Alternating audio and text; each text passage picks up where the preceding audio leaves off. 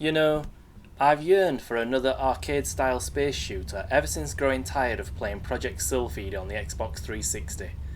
I just don't have the time or inclination to learn the complicated controls of a title like Elite Dangerous. Thankfully, the game I've been waiting for has now arrived. Its name? Everspace. Though to call Everspace simply an arcade-style space shooter is doing it a disservice, there's more to it than just flying around and shooting baddies.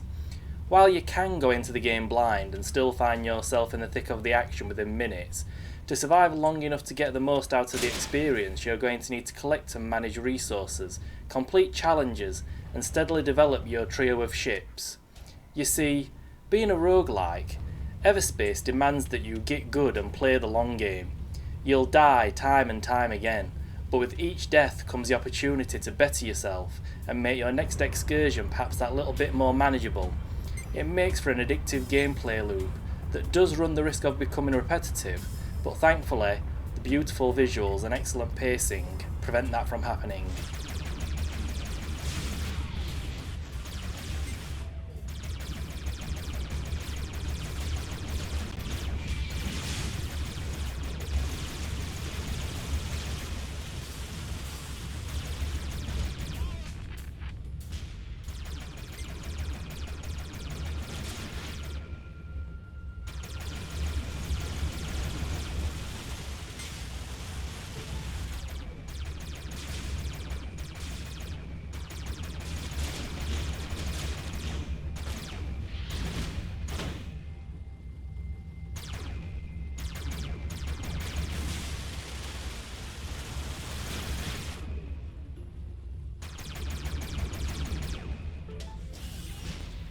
You start with just one ship, and with it you begin to head out and explore.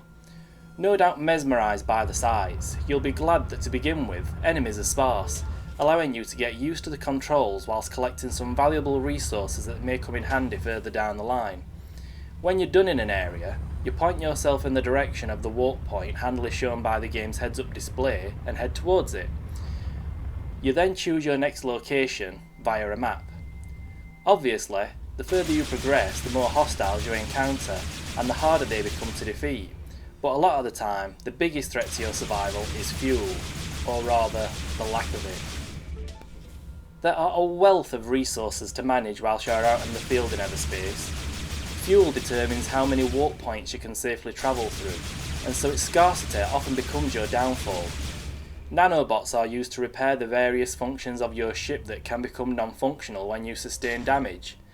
Secondary weapons only have a limited number of uses, and other collectibles such as ore, gas and crystals can be used to build and upgrade weapons and other helpful items should you have the blueprints to do so. All those are lost when you finally do crash and burn, however.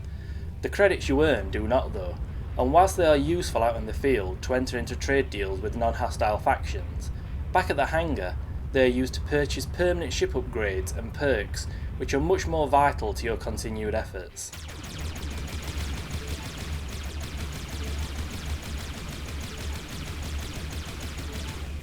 So you get the point.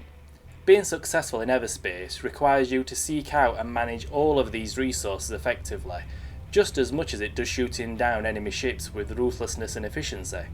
But that's no bad thing.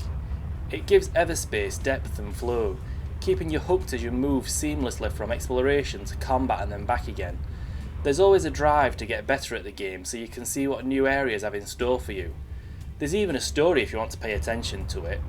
I struggle to do so as I just always wanted to get right back into the action. What I'm trying to say is that if you're wanting to pick up an accessible space shooter that you can casually play but has a great deal of depth, Everspace comes more than highly recommended. It's a game that will have you hooked no matter your skill level.